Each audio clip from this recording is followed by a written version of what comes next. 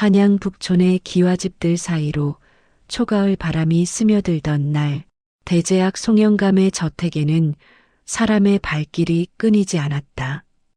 대문 앞에는 조문객들의 가마가 줄지어 늘어섰고 행랑채까지 관복을 입은 양반들과 스님, 무당들로 북적였다. 그러나 정작 주인이 누워있는 안채 사랑방은 묘하리만치 고요했다. 큰아들 진권, 작은아들 진우를 들이거라. 가느다란 목소리가 방문 틈새로 새어나왔다. 송영감의 목소리였다. 평생을 글과 벼슬로 일가를 이룬 그였지만 이제는 손가락 하나 까딱하기도 버거운 지경이었다. 백발이 성성한 머리는 비단 베개에 깊이 파묻혀 있었고 한때 강직하던 등은 이불 속에서 작은 산처럼 웅크려 있었다.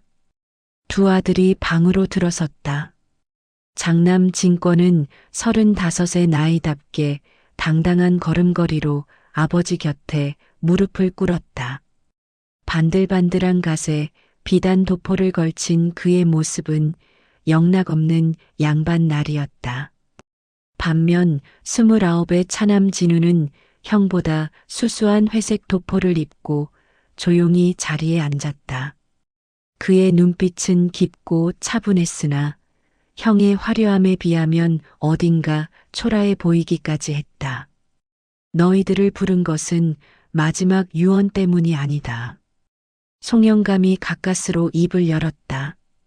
숨소리마다 가래가 끓었고 말끝마다 기침이 터져나왔다. 유산을 나누어 주려 한다. 하나 내 방식대로 할 것이니 너희는 선택만 하면 된다. 진권의 눈이 번쩍 빛났다. 송영감은 3대에 걸쳐 모은 재산이 적지 않았다. 한양 성저 심리의 옥답 수십 마지기, 전주와 평양의 흩어진 토지, 그리고 사랑방 벽장 깊숙이 감춰둔 은계와 골동품들. 진권은 이미 머릿속으로 그 재산 목록을 훑고 있었다. 송영감이 떨리는 손으로 곁에 놓인 2개의 보자기를 가리켰다. 하나는 크고 묵직해 보이는 붉은 비단 보자기였고 다른 하나는 낡아서 군데군데 해진 무명 보자기였다. 이 붉은 보자기 안에는 너희 할아버지 때부터 모아온 금은 보화가 들어있다. 은계 20덩이, 옥패물, 그리고 충청도 서산에 기름진 옥답 30마지기 문서가 있지. 진권의 호흡이 빨라졌다. 옥답 30마지기면 소장료만 해도 1년에 쌀 수백 가마는 좋게 나올 터였다. 은계까지 합치면 평생 놀고 먹어도 3대는 거뜬할 재산이었다. 그리고 이 무명 보자기에는 송영감이 헛기침을 했다. 이번엔 진우 쪽을 바라보았다. 내가 평생 읽고 베끼고 주석을 달아온 서책들이 들어있다. 모두 12권이다. 그리고 대문 밖 행랑채에 있는 벙어리 노비 칠보기를 함께 데려가거라. 순간 방 안에 침묵이 흘렀다.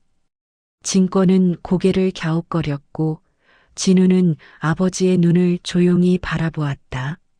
아버님, 그게 무슨... 진권이 황당하다는 듯 말을 꺼냈으나 송영감이 손을 들어 제지했다. 선택은 너희 몫이다. 장남 진권, 내가 먼저 고르거라. 진권은 잠시도 망설이지 않았다. 그는 벌떡 일어나 붉은 보자기를 움켜쥐었다. 아버님, 불효막심한 소자이오나 이 붉은 보자기를 택하겠습니다. 송영감은 아무 말이 없었다. 다만 눈을 지그시 감았을 뿐이었다. 진권은 보자기를 풀어 안을 들여다보았다. 과연 은계들이 묵직하게 쌓여 있었고 옥으로 만든 폐물 상자와 땅문서 두루마리가 나란히 놓여 있었다. 그는 입가에 미소를 머금으며 다시 보자기를 묶었다. 이번엔 진우의 차례였다. 그는 무릎 걸음으로 아버지 곁으로 다가가 낡은 무명 보자기를 들어 올렸다. 보자기는 놀랄 만큼 가벼웠다. 그 안에는 정말로 오래된 서책 12권이 전부였다. 종이는 누렇게 바랬고 표지는 곳곳이 해져 실밥이 드러나 있었다. 아버님, 소자는 이 무명 보자기와 칠보기를 받들겠습니다. 진우의 목소리는 담담했다. 진권은 그 말을 듣고 피식 웃음을 터뜨렸다. 허허, 동생. 내가 그리 어리석을 줄은 몰랐구나. 낡은 책 몇 권과 말도 못하는 천한 노비라니. 세상에 그런 선택이 어디 있느냐? 송영감은 두 아들을 번갈아 바라보았다. 그의 눈빛은 복잡했다. 슬픔과 체념, 그리고 희미한 기대가 뒤섞여 있었다. 진권아. 예, 아버님. 그 재물을 어디에 쓸 것이냐? 진권은 가슴을 펴고 당당하게 대답했다. 옥답을 더 사들이고 한양의 기와집을 장만하여 송씨 가문의 명성을 드높이겠습니다. 송영감은 고개를 끄덕였다. 이번엔 진우를 보았다. 진우야, 너는? 소자는 아버님께서 평생 모으신 글의 뜻을 헤아려 보겠습니다. 그리고 칠보기와 함께 제 길을 찾아보겠습니다. 송영감의 입가에 희미한 미소가 번졌다. 그는 더 이상 아무 말도 하지 않았다. 다만 눈을 감고 깊은 한숨을 내쉬었다. 사흘 뒤 송영감은 숨을 거두었다. 장례는 성대하게 치러졌고 조문객들은 7일 동안 끊이지 않았다. 그리고 장례가 끝난 바로 다음 날 진권은 금은 보화와 문서를 챙겨 화려한 가마를 타고 한양 성안으로 떠났다. 하인들은 그의 짐을 가득 실은 수레를 끌며 뒤를 따랐다. 반면 진우는 무명 보자리 하나만을 짊어지고 대문을 나섰다. 그의 옆에는 키가 훤칠하지만 입을 굳게 다문 청년 칠복이 서 있었다. 칠복은 태어날 때부터 말을 하지 못했다. 그래서 사람들은 그를 천하게 여겼고 송영감 집안에서도 굳은 일만 시켰다. 칠복아, 우리 이제 어디로 가야 할까? 진우가 물었지만 칠복은 대답할 수 없었다. 다만 그는 고개를 들어 북쪽 산을 가리켰다. 진우는 칠복의 손가락이 향한 곳을 바라보았다. 구름 사이로 아득한 산줄기가 펼쳐져 있었다. 좋아. 그럼 그곳으로 가자. 두 사람은 묵묵히 걸음을 옮겼다. 한양 성곽이 점점 멀어지고 산길은 점점 깊어졌다. 진우는 무거운 보따리를 메고도 지치지 않았다. 그의 마음속에는 아버지가 남긴 서책에 대한 호기심과 앞으로 펼쳐질 알 수 없는 미래에 대한 묘한 설렘이 함께 자리하고 있었다. 북한산 자락의 작은 움막. 진우와 칠복이 도착한 곳은 사람의 손길이 닿지 않은 황무지였다. 산비탈을 깎아 만든 좁은 터에는 바람만 불면 무너질 듯한 초가 한 채가 겨우 서 있었다. 지붕은 군데군데 뚫려 있었고 벽은 흙이 떨어져 나가 속살을 드러내고 있었다. 여기서 살아야 한다니. 진우는 한숨을 내쉬며 짐을 내려놓았다. 칠복은 재빠르게 움직여 지붕의 구멍을 지프로 메우고 벽의 틈새를 진흙으로 발라막기 시작했다. 말은 못해도 손재주만큼은 보통 사람보다 뛰어난 칠복이었다. 해가 저물자 진우는 불을 피우고 아버지가 남긴 서책을 꺼내 들었다. 촛불을 켜고 첫 장을 펼치는 순간 그는 숨이 멎을 듯했다. 겉으로 보기엔 평범한 경서처럼 보였지만 책장 사이사이에는 붓글씨로 빼곡하게 적힌 주석들이 숨어 있었다. 충청 공주 땅, 계룡산 동쪽 기슭 마이너스 토질이 붉고 습기가 적당하니 지황 재배에 적합함. 봄에 심어 가을에 거두되 반드시 북향 비탈을 택할 것. 전라 구례, 지리산 서편 골짜기 마이너스 맑은 물이 흐르고 그늘이 깊으니 산삼이 자생하기 좋은 곳. 다만 사람의 발길이 잦으면 영험함이 사라지니 조심할 것. 경기 양주 소요산 계곡 마이너스 차가운 바위 틈에서 솟는 샘물 근처에 석곡이 자라니 이는 기침과 폐병의 신유함. 진우의 손이 떨렸다. 이것은 단순한 서책이 아니었다. 아버지 송영감이 평생을 바쳐 전국 팔도를 돌아다니며 기록한 약초 재배의 비기 그 자체였던 것이다. 각 지역의 토질, 기후, 수맥의 흐름까지 세밀하게 적혀 있었다. 이런 지식은 궁중 어이들조차 구하기 어려운 보물이었다. 아버님께서는 이미 다 알고 계셨구나. 진우는 무릎을 쳤다. 아버지는 금은보화보다 이 지식이 훨씬 더 귀하다는 것을, 그리고 그것을 알아볼 아들이 누구인지를 진작 꿰뚫고 계셨던 것이다. 그날 밤 진우는 12권의 책을 모두 훑어보았다. 각 권마다 다른 지역, 다른 약초, 다른 재배법이 적혀 있었다. 마지막 책장을 넘기자 거기에는 특이한 문구가 하나 있었다. 이 지식은 머리로만 깨칠 수 없고 땅을 아는 자의 손을 빌려야 비로소 완성된다. 진우는 고개를 들어 구석에서 잠든 칠복을 바라보았다. 땅을 아는 자? 설마. 다음 날 새벽 진우는 칠복을 깨워 함께 산을 돌아다니기 시작했다. 그는 책에서 본 내용을 떠올리며 이곳저곳을 살폈다. 토지를 만져보고 물이 흐르는 방향을 확인하고 해가 드는 각도를 재어보았다. 하지만 책에서 읽은 지식과 실제 땅은 달랐다. 어디에 무엇을 심어야 할지 갈피를 잡을 수 없었다. 그때였다. 칠복이 갑자기 진우의 팔을 붙잡고 산비탈 한쪽을 가리켰다.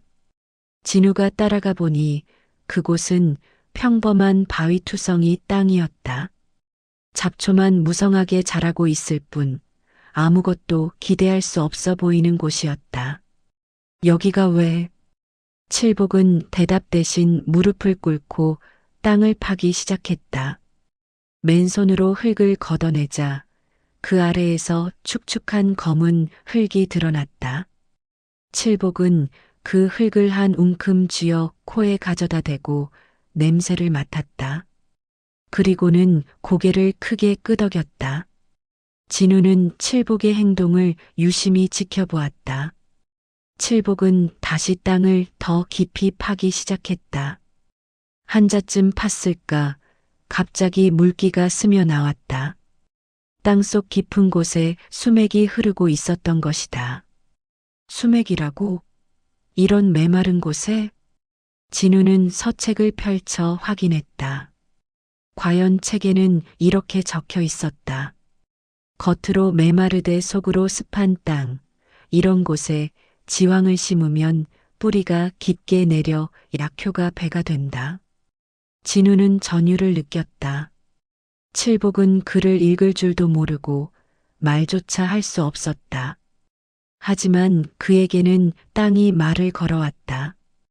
땅의 냄새로 토지를 알고 땅의 결로 수맥을 찾아내는 타고난 짐에게 눈이 있었던 것이다.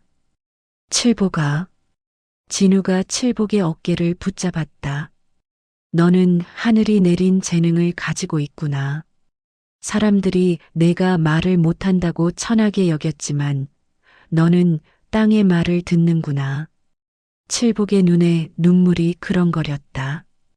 태어나서 처음으로 누군가 자신을 귀하게 여겨주는 것 같았다. 그는 고개를 숙여 절을 올렸다. 그날부터 두 사람의 진짜 동행이 시작되었다. 진우는 서책을 읽어주고 칠복은 땅을 살폈다. 진우가 이 약초는 그늘진 곳을 좋아한다고 읽어주면 칠복은 산속을 돌아다니며 가장 적합한 그늘을 찾아냈다. 진우가 물이 고이지 않고 천천히 흐르는 곳이 좋다고 하면 칠복은 손짓으로 완만한 경사의 계곡을 가리켰다. 한 달이 지나자 두 사람은 산비탈 곳곳에 약초를 심기 시작했다. 지황, 당귀, 청궁, 백출 서책에 기록된 귀한 약재들을 하나씩 심어 나갔다. 칠복은 약초 하나하나를 자식처럼 보살폈다. 날이 가물면 밤새 물을 길어 날랐고 벌레가 끼면 손으로 일일이 잡아냈다. 어느 날 저녁 진우는 칠복과 함께 움막 앞에 앉아 석양을 바라보았다. 산비탈 여기저기에 심어진 약초들이 바람에 흔들리고 있었다. 아직은 작고 연약했지만 그 안에 엄청난 가능성이 숨어 있음을 두 사람은 알고 있었다. 칠보가 형님이 지금쯤 뭘 하고 있을까? 진우가 문득 물었다. 칠복은 고개를 갸웃거리다가 손가락으로 하늘에 큰 집을 그렸다. 그리고는 배를 두드리며 먹는 신용을 했다. 진우는 피식 웃었다. 그래, 아마 큰 기와집에서 잘 먹고 잘 살고 있겠지. 우리는 우리대로 해보자. 칠복은 힘차게 고개를 끄덕였다. 두 사람은 다시 땅을 바라보았다. 그 황무지 속에서 그들만이 볼 수 있는 미래의 보물이 싹트고 있었다. 제3장 황무지에서 피어난 보물. 첫 봄이 지나고 여름이 왔다. 진우와 칠복이 심은 약초들은 놀라운 속도로 자라났다. 특히 칠복이 골라낸 명당에 심은 지황은 잎이 두툼하고 윤기가 흘렀다. 진우는 매일 아침 서책을 펼쳐 확인했다. 지황의 잎이 7겹으로 펼쳐지고 줄기가 붉은 기운을 머금으면 그것은 상품이라 할 만하다. 서책의 기록 그대로였다. 아니, 그보다 더 훌륭했다. 칠복이 찾아낸 땅의 기운이 약초에 고스란히 스며든 것이었다. 가을이 깊어지자 드디어 수확의 때가 찾아왔다. 진우와 칠복은 정성스럽게 지황을 캐냈다. 땅속에서 나온 뿌리는 마치 옥처럼 단단하고 매끄러웠다. 크기도 보통 지황보다 2배는 컸다. 진우가 칼로 조심스럽게 자르자 속에서 진한 황금빛 진액이 배어 나왔다. 이건 왕실 어의원에서나 볼 수 있는 최상품이야. 진우의 목소리가 떨렸다. 칠복도 눈을 동그랗게 뜨고 지황을 바라보았다. 두 사람은 며칠 밤을 꼬박 세워 지황을 말리고 다듬었다. 서책에 적힌 방법 그대로 햇볕에 3일, 그늘에 이틀, 다시 미풍에 하루를 말렸다. 자, 이제 도성에 내다 팔아야지. 진우는 지황 20뿌리를 고운 배에 싸서 보따리를 만들었다. 칠복과 함께 사흘을 걸어 한양 종로의 약재 시장에 도착했을 때 해는 이미 중천에 떠 있었다. 약재 시장은 온갖 약초 냄새로 가득했다. 인삼, 녹용, 사양 귀한 약재들이 줄지어 늘어선 상점들 사이로 사람들이 북적였다. 진우는 가장 큰 약재상인 보원당 앞에 멈춰 섰다. 여보게, 이 지황 좀 보시게. 진우가 보자기를 풀자 주인 박서방이 코웃음을 쳤다. 지황? 그까짓 흔한 약재를 여기 가져왔나? 저리 가게. 우린 안 사네. 한 번만 보십시오. 범상치 않은 물건입니다. 진우가 간곡히 청하자 박서방은 마지못해 지왕 한 뿌리를 집어들었다. 그런데 그 순간 그의 표정이 확 바뀌었다. 그는 지왕을 코에 가져다 대고 냄새를 맡더니 칼로 조심스럽게 잘라 속을 확인했다. 이건 박서방의 손이 떨렸다. 황금빛 진액이 칼날에 묻어 반짝였다. 이런 상품의 지왕은 10년에 한 번 볼까 말까 한 것이었다. 얼마를 원하나? 뿌리 하나에 은자 5냥입니다. 진우의 말에 박서방이 버럭 소리를 질렀다. 은자 5냥? 자네 제정신인가? 보통 지왕이 한 냥이면 10뿌리인데 보통 지왕이 아니라서 그렇습니다. 직접 보셨지 않습니까? 박서방은 잠시 고민하더니 결국 고개를 끄덕였다. 좋네. 20뿌리 모두 사겠네. 하지만 조건이 있어. 앞으로도 이런 물건이 나오면 우리 보원당에만 대야 하네. 진우는 흔쾌히 약속했다. 은자 100냥. 보통 사람이 10년을 모아도 어려운 돈이 단번에 손에 쥐어졌다. 칠복은 기쁨에 뛰어올랐고 진우도 얼굴에 웃음이 번졌다. 그러나 이것은 시작에 불과했다. 이듬해 봄 진우와 칠복은 더 넓은 땅에 약초를 심었다. 이번에는 산삼도 시도했다. 칠복은 지리산까지 내려가 야생 산삼 씨앗을 구해왔고 북한산 깊은 골짜기의 명당에 정성스럽게 뿌렸다. 서책에는 이렇게 적혀 있었다. 산삼은 인의를 싫어하되 정성은 알아본다. 씨를 뿌린 뒤 3년은 손대지 말고 다만 기도하는 마음으로 지켜볼 것.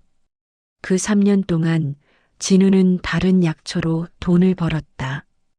당귀, 천궁, 백출 칠복이 찾아낸 명당에서 자란 약초들은 하나같이 최상품이었다. 보원당 박서방은 물론이고 다른 약재상들도 진우의 이름을 외우기 시작했다. 북한산의 진 도령이 가져온 약재는 믿을 수 있다더라. 그 양반 손을 거친 약초는 왕실 어의원에서도 찾는다던데? 소문은 꼬리에 꼬리를 물고 퍼져나갔다. 진우의 품에는 날마다 은자가 쌓여갔고 움막도 이제 제법 튼튼한 기와집으로 바뀌었다. 칠복에게도 새 옷을 해입혔고 함께 밥을 먹고 잠을 잤다. 주인과 노비가 아니라 동업자이자 형제처럼 지냈다.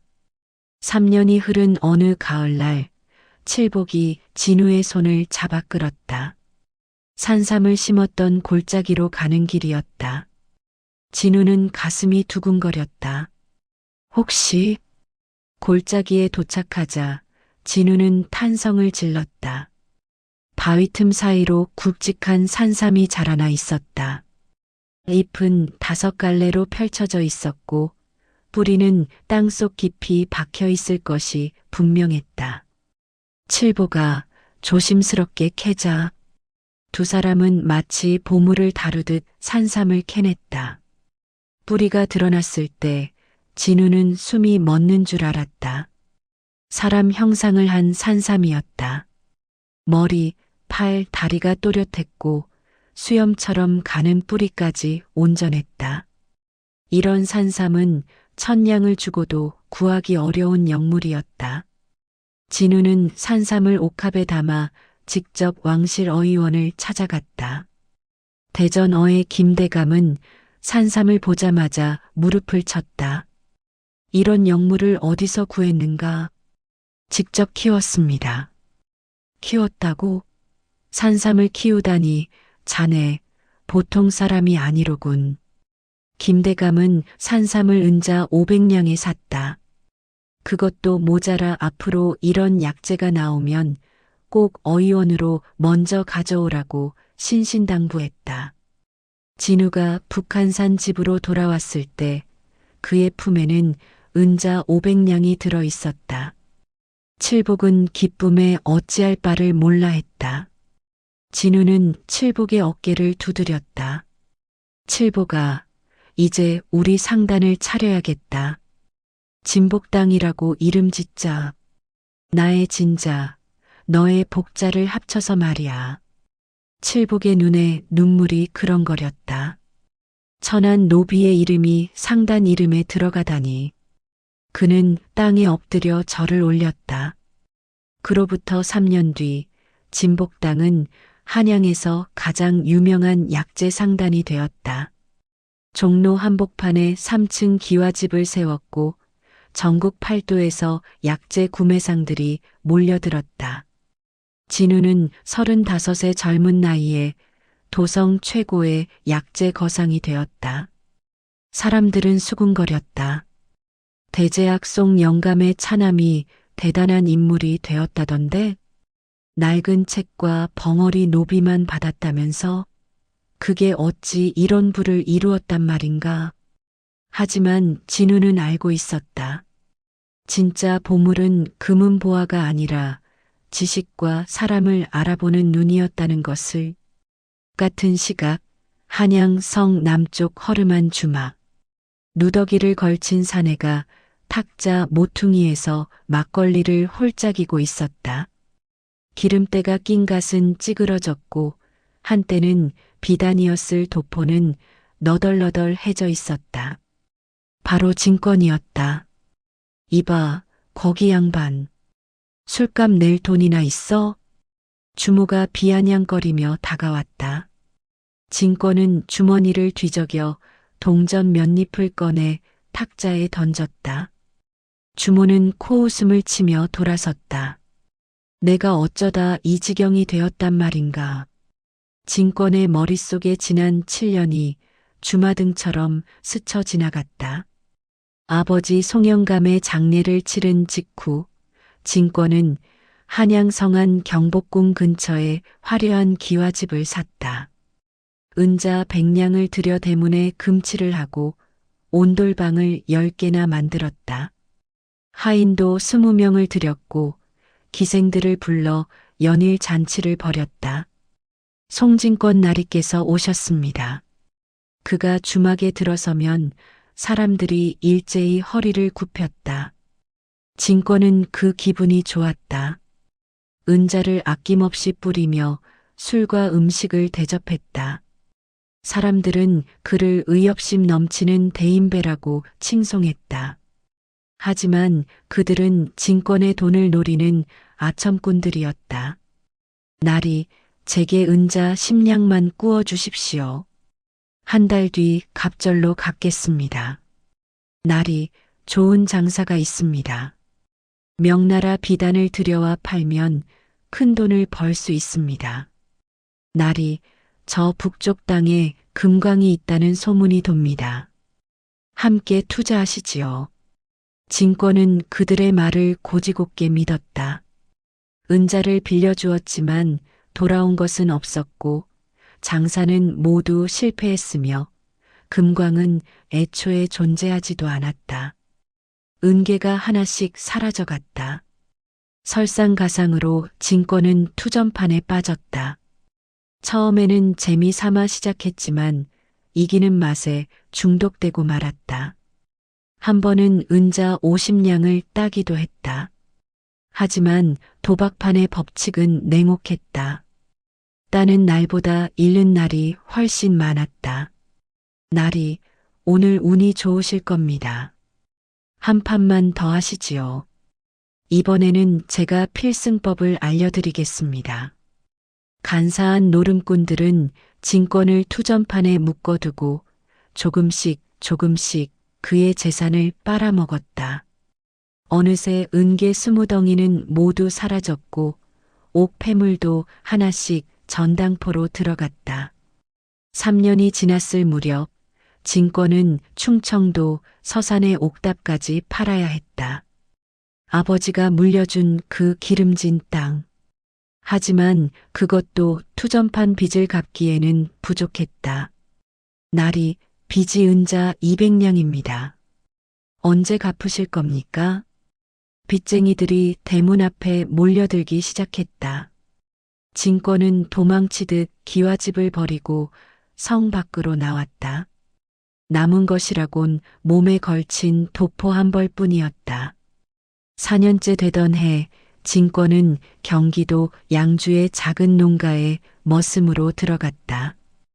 양반 나리에서 머슴 신세로 전락한 것이다. 하지만 그는 농사일을 제대로 배운 적이 없었다. 괭이질은 서툴렀고 논에 들어가면 허리가 끊어질 듯 아팠다. 이 양반, 일도 제대로 못하면서 밥은 왜 그리 처먹나? 주인 영감이 호통을 쳤다. 진권은 이를 악물고 참았지만 몸은 농사일을 견디지 못했다. 3달 만에 쫓겨났다.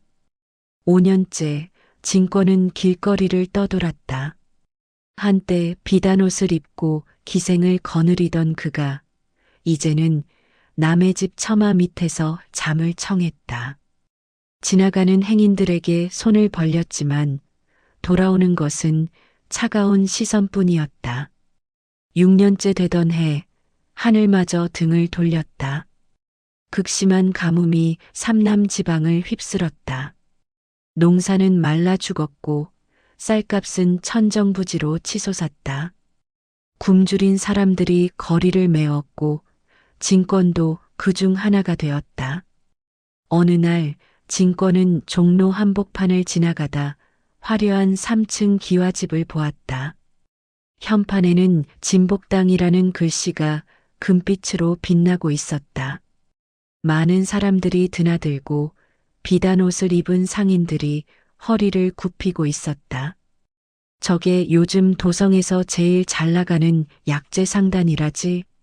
진복당 주인이 대단한 사람이라던데. 7년 만에 일개 초라한 선비에서 거상이 되었다더군. 행인들의 대화가 귓가에 들렸다. 진권은 무심코 상단 안을 들여다보았다. 그 순간 심장이 멎는 듯했다. 주인 자리에 앉아 장부를 보는 사내. 비록 세월이 흘러 풍채가 좋아지고 수염이 자랐지만 그 얼굴을 잊을 수가 없었다. 진우 저놈이 진우란 말인가? 진권의 다리가 후들거렸다. 동생이었다. 낡은 책과 벙어리 노비만 받아간 어리석은 동생. 그 동생이 이제 도성 최고의 거상이 되어 있었다. 진권은 휘청거리며 뒷걸음질 쳤다. 너무나 부끄러웠다. 차라리 동생의 눈에 띄지 않기를 바랐다. 그는 허름한 골목으로 몸을 숨겼다. 아버님은 이미 다 알고 계셨던 건가? 진권은 땅바닥에 주저앉았다. 아버지의 마지막 모습이 떠올랐다. 붉은 보자기를 선택한 자신을 바라보던 그 복잡한 눈빛, 슬픔과 체념이 뒤섞인 그 표정. 아버님은 내가 금은보화를 탕진할 것을 아셨구나. 그리고 진우가 진짜 보물을 알아볼 사람이라는 것도. 7년째 되던 겨울, 진권은 완전히 거지 신세가 되었다. 얼어붙은 거리를 떠돌며 동량으로 연명했다. 한때 자신을 대인배라 칭송하던 이들은 이제 그를 알아보지도 못했고 알아보더라도 모른 척 지나쳤다. 어느 눈보라치는 밤 진권은 더 이상 걸을 수가 없었다. 다리에 힘이 풀려 길바닥에 쓰러졌다. 눈송이가 얼굴에 내려앉았지만 털어낼 힘도 없었다. 이곳에서 이렇게 끝나는 건가? 의식이 흐릿해졌다. 추위도 더 이상 느껴지지 않았다. 그때 어디선가 발소리가 들렸다. 저기 사람이 쓰러져 있습니다. 어서 모셔오너라. 희미한 목소리가 들렸다. 누군가 자신을 일으켜 세웠다. 따뜻한 옷이 몸에 덮였다. 진권은 가까스로 눈을 떴다. 눈앞에 펼쳐진 것은 화려한 기와집의 대문이었다. 현판에는 익숙한 글씨가 보였다. 진복당. 진권의 눈에서 눈물이 흘러내렸다. 자신이 가장 보고 싶지 않았던 곳, 동시에 가장 가고 싶었던 곳, 그곳에 쓰러진 것이었다. 진복당 안채의 따뜻한 온돌방. 진권은 부드러운 비단 이불 속에서 눈을 떴다. 방 안에는 은은한 약초 향이 가득했고 작은 화로에서는 따뜻한 김이 피어오르고 있었다. 정신이 드셨습니까? 익숙한 목소리가 들렸다. 진권은 고개를 돌렸다. 문 옆에 키가 훤칠한 사내가 서 있었다. 정갈한 옷을 입고 한 손에는 약탕관을 들고 있었다. 칠복이었다. 한때 천한 벙어리 노비였던 그가 이제는 당당한 모습으로 서 있었다. 칠복은 조심스럽게 다가와 약탕관을 내려놓고 진권을 부축해 일으켜 세웠다. 그의 손길은 놀랍도록 정성스러웠다. 진권은 그 손길을 느끼며 목이 메었다. 자신이 얼마나 천하게 여겼던 사람인가. 칠복이 내가. 말을 잇지 못하는 진권에게 칠복은 고개를 끄덕이며 따뜻한 미소를 지었다. 여전히 말은 못했지만 그의 눈빛에는 원망이 없었다. 문이 열리고 진우가 들어왔다. 7년의 세월 동안 그는 의젓한 거상이 되어 있었다. 비단 도포를 입었지만 화려하지 않았고 수염을 길렀지만 위압적이지 않았다. 오히려 온화한 기운이 감돌았다. 형님. 진우의 목소리는 담담했다. 진권은 그 말 한마디에 무너지고 말았다. 눈물이 주체할 수 없이 쏟아졌다. 진우야 미안하다. 형이 잘못했다. 진권은 이불을 붙잡고 흐느꼈다. 7년간 쌓였던 후회와 자책이 한꺼번에 터져나왔다. 아버님 말씀을 듣지 않고 오직 금은보화만 쫓았던 내가, 너를 비웃었던 내가 너무나 어리석었구나. 진우는 형 곁에 앉아 그의 등을 쓰다듬어 주었다. 형님, 울지 마십시오. 이미 지난 일입니다. 아니다. 나는 내가 받은 낡은 책과 칠보기를 비웃었다. 하찮은 것이라 여겼지. 하지만 진짜 보물은 거기에 있었구나. 아버님은 진작부터 알고 계셨던 거야. 진우는 잠시 침묵했다. 그리고 천천히 입을 열었다. 형님, 아버님께서 남기신 것은 금은보화와 서책만이 아니었습니다. 무슨 뜻이냐? 아버님은 우리에게 선택의 기회를 주셨습니다.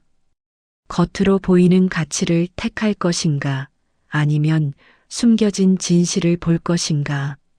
형님은 전자를 택하셨고 저는 후자를 택했을 뿐입니다.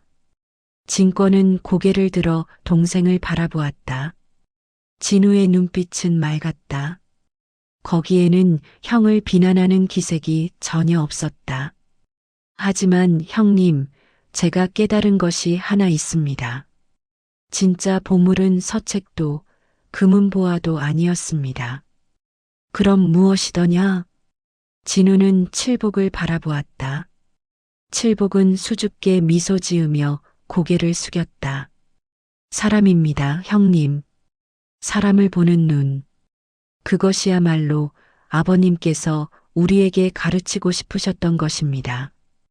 진우는 자리에서 일어나 창문을 열었다. 눈 덮인 마당 너머로 진복당의 넓은 터가 보였다. 약재를 다듬는 사람들, 장부를 정리하는 서기들, 약초를 나르는 일꾼들, 모두가 부지런히 움직이고 있었다. 저는 칠보기를 천하게 여기지 않았습니다. 오히려 그에게서 하늘이 내린 재능을 보았습니다. 말을 못한다고 해서 가치가 없는 게 아니었습니다. 땅의 기운을 읽는 그의 능력은 천금을 주고도 살 수 없는 것이었습니다. 칠복은 고개를 들어 진우를 바라보았다. 그의 눈에는 깊은 감사의 빛이 어려 있었다. 진우는 계속 말을 이었다. 형님께서 받으신 금은 보화는 그 자체로 끝이었습니다. 아무리 많아도 쓰면 사라지는 것이지요. 하지만 저는 서책에서 지식을 얻었고 칠복이와 함께 그 지식을 현실로 만들었습니다. 지식과 사람이 만났을 때 그것은 끝없이 자라나는 샘물이 되었습니다. 진권은 떨리는 손으로 얼굴을 감쌌다. 나는 사람을 보지 못했다. 나를 둘러싼 이들이 아첨꾼인지 진심으로 나를 위하는 사람인지 구분하지 못했어. 그저 나에게 잘 보이는 자들만 곁에 두었지. 결국 그들은 내 재산을 다 빨아먹고 떠났다. 진우는 형 곁에 다시 앉았다. 형님, 늦지 않았습니다. 늦지 않았다고? 나는 이미 모든 것을 잃었는데? 아닙니다. 형님은 가장 중요한 것을 얻으셨습니다. 바로 깨달음입니다. 진우는 칠복에게 눈짓을 했다. 칠복은 밖으로 나갔다가 작은 보자기를 들고 돌아왔다. 진우는 그것을 풀었다. 안에는 낡은 서책 한 권이 들어 있었다. 이것은 아버님께서 남기신 마지막 책입니다. 저는 이것을 형님께 드리고 싶습니다. 진권은 놀라 책을 받아들었다. 표지에는 이렇게 적혀 있었다. 사람의 도리에 대하여. 책장을 넘기자 송영감의 필체로 빼곡하게 적힌 글이 나타났다. 재물은 사람을 시험한다. 많은 이가 재물 앞에서 사람을 잃고 사람을 잃은 자는 결국 재물마저 잃는다. 진정한 부자는 재물을 가진 자가 아니라 사람을 얻은 자이다. 진권의 손이 떨렸다. 책장을 계속 넘겼다. 귀한 것과 천한 것을 구분하지 마라. 세상의 모든 사람에게는 하늘이 내린 재능이 있다. 그것을 알아보는 것이 지혜이고 그것을 존중하는 것이 덕이다. 진권은 책을 가슴에 안았다. 아버지의 목소리가 들리는 것 같았다. 진우야, 나는 이제 어떻게 해야 하느냐? 진우는 따뜻하게 미소 지었다. 형님, 여기서 저와 함께 일하십시오. 형님께는 글재주가 있지 않습니까? 진복당의 장부를 관리하고 거래처와 문서를 주고받는 일을 맡아주십시오. 내가 그런 일을 할 수 있겠냐? 할 수 있습니다. 형님은 이미 세상의 쓴맛을 다 보셨습니다. 그 경험이야말로 가장 귀한 배움입니다. 칠복이 다가와 진권의 손을 잡았다. 말은 없었지만 그의 손길은 따뜻했다. 함께 하자는 무언의 메시지였다. 진권은 두 사람의 손을 꽉 잡았다. 눈물이 다시 흘렀지만 이번에는 후회가 아니라 감사의 눈물이었다. 그날 밤 진복당의 사랑방에서는 세 사람이 둘러앉아 이야기꽃을 피웠다. 진우는 지난 7년의 이야기를 들려주었고 칠복은 몸짓으로 땅을 일구던 때의 기쁨을 표현했다. 진권은 자신의 어리석음을 고백하며 앞으로 어떻게 살아야 할지 물었다. 형님, 아버님께서 우리에게 주신 진짜 유산은 이것입니다. 진우는 세 사람의 손을 모았다. 사람을 귀하게 여기는 마음, 겉모습이 아니라 본질을 보는 눈, 그리고 함께 나아가는 힘. 이것이 무너지지 않는 진정한 부입니다. 창밖으로 눈이 그쳤다. 달빛이 하얗게 쌓인 눈을 비추며 진복당을 은은하게 밝혔다. 세 사람의 그림자가 창호지에 나란히 드리워졌다. 대제학 송영감의 기묘한 유언은 이렇게 완성되었다. 낡은 서책과 벙어리 노비. 세상이 하찮게 여긴 것들이 진정한 보물임을 증명한 이야기. 그리고 사람을 보는 해안이야말로 무너지지 않는 불을 만든다는 진리. 한양성에는 이 이야기가 오래도록 전해졌다. 그리고 사람들은 깨달았다. 진정한 부자는 금은보화를 가진 자가 아니라 사람의 가치를 아는 자라는 것을.